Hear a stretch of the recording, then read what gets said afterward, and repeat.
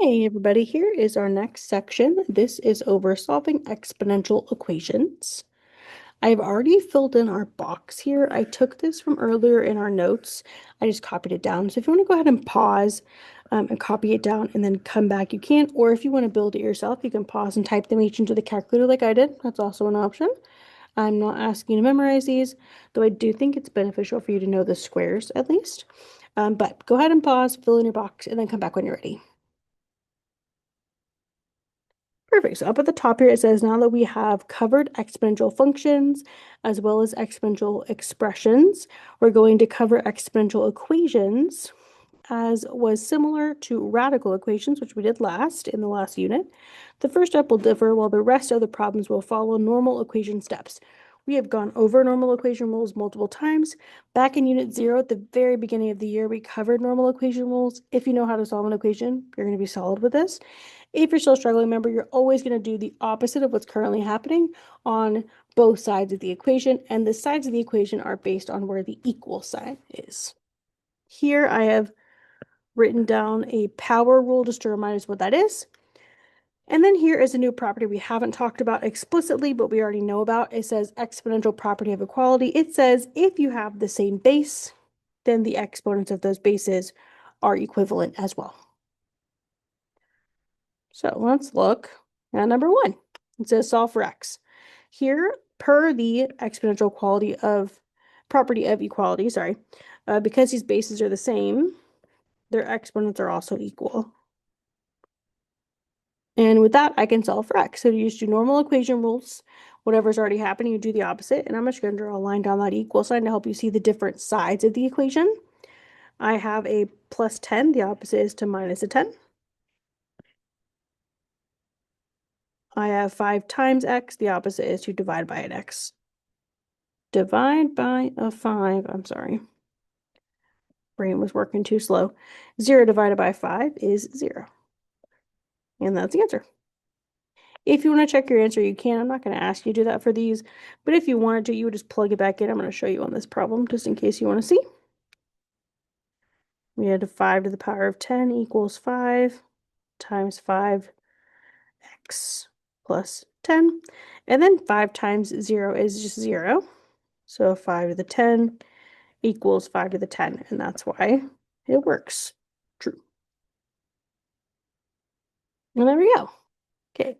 Well, let's look at number 2. Number 2 said, actually, let's do number 3, then you can do number 2. How about that? So number 3 says 6 to the power of 2x plus 3 equals 6 to the power of negative 3 per the exponential property of equality. If our bases are the same, the exponents are also equal. Then we'll just solve for x using normal equation rules. If I have an adding of 3, the inverse would be subtracting a 3. Next, I am multiplying by 2. The inverse would be to divide by 2. Negative 6 divided by 2 is negative 3. And that's the answer. Pretty straightforward. Okay, go ahead and pause. See if you can get number 2 and number 4, and then come back when you're ready. Okay, here is number 2. Should have gotten 12. And then here is number 4. We should have gotten 17. On this one, just a reminder, our multi-step equations. You could move the constant first if you wanted to. I prefer to move the x first personally. It doesn't make a difference, so whichever one you move first, as long as you're adding it to the correct thing. Remember, when we're doing this, we are moving it to its like term, meaning if they both have an x, or here, if they both don't have an x. Make sure we're not putting it under the wrong thing. Now, we're always going to do it one time on either side of the equation, which is split down the center where the equal sign is. That's where you decide where to split it. Good. Let's look at the next page. So what happens if we don't just have the same base on both sides? We're going to simplify all the way down until we just have our base, which is kind of like we did with radicals. So to move this negative 7, it's subtracting. So I'm going to add, because that'll cancel it out, make a 0 pair.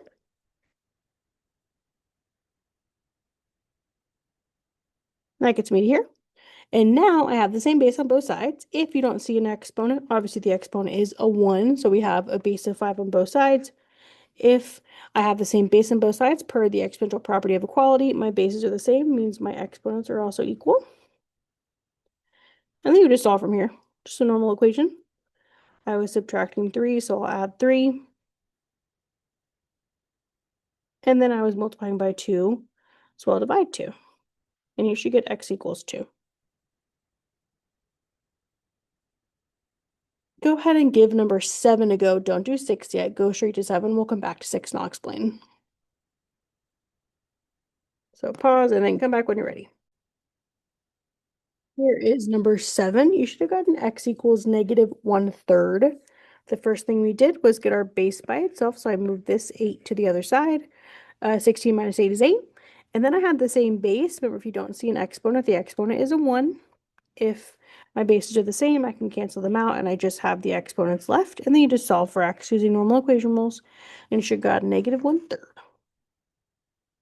Now let's look at number 6 to what happens if you end up without the same base. And that's going to be the most common kind that we have. I just wanted to work up to them, but we're going to do ones that don't have the same base most often. So here I am subtracting a 6. I'm going to add a 6 to make it on its own. And that gets me to here. Now, it wouldn't be helpful to say 36 to the power of 1. What I want to do is see, when I have two different bases, if I can make the bigger base into the smaller base. So I want to see if the bigger base is the smaller base raised to a power. I'm going to look over here at our list, and I'm going to look at the 6's. The reason I'm looking at 6's is because I have a base of 6 over here. Looking at our 6's here, it does have 36. We can say 6 squared. So instead of writing 36, I could change that to 6 squared. Right there. I didn't change the value, I just changed what it looked like. Now we have the same base, and per the exponential property of equality, these can cancel, and I would get 3x minus 4 equals 2. Now go ahead and pause, finish up this one, and then come back when you're ready to check for x. You'd have gotten 2, again, just like the last, just like number 5. And here's what it looks like. All we did was simplify for x by adding a 4, because that would cancel, and then dividing by 3. Good. Now with the last couple, this is covering what to do when you don't have something to move over, but you do start with two different bases. We're actually going to start over here with this one, number 9. Actually, no, I lied. Let's do number 8 together. Then you can try number 9. So here I have a base of 7 on the left and a base of 2,401 on the right. I'm always going to try to see if I can get these bases the same by seeing if I can change the big one into the small one. So I'm going to look over here at my 7's. And as you can see, we do actually have 2401 right here. It's the same thing as 7 to the power of 4. So what I want to do is write it down just like that. Instead of 2401, it's 7 to the power of 4. And it was raised to the power of x. So that didn't change. Now what I want to do is simplify this. That's why we have this over here. Remember, per the power rule of exponents, if I have a floating exponent, so 1 on the outside here, it's going to distribute to everything on the inside and multiply. So right here, that's going to multiply. So I'd end up with 7 to the 2x plus 1 equals 7 to the 4x. And now they're the same, right? So I can cancel them out because their exponents are equal. And I would just solve for x. I'm going to get all the x's to one side, so I'm going to move this smaller one just because I won't end up with a negative. I subtract it because that would cancel. And then here to get x by itself, I was multiplying by 2, so I divided by 2, and I got 1/2. And that's the answer. That's how you do it. So goal here is to have the same base. If you don't have the same base, see if you can change the bigger one into the smaller base by raising it to a certain power. If that doesn't work, then you have to change both bases into a smaller base. But we're not going to do many of those because those are kind of hard. So see if you can do number 9 and number 10, and then come back when you're ready to check them. I actually paused before number 10 just so we could check number 9 to make sure. When you are converting, right? 64 is 4 cubed.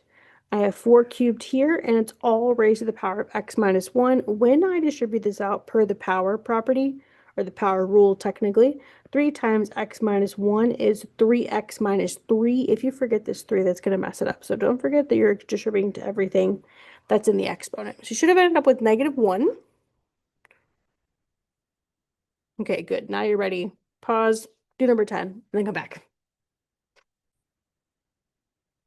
Here is number 10. You should have gotten -4.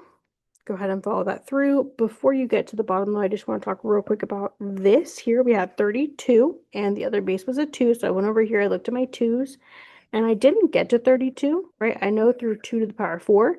So what you would do is just go to your calculator, go, and then you would just type in 2 to the power of 5 is the next one, and keep going until you got the number you wanted. Obviously, this one I wanted a 32, but let's say you had 128.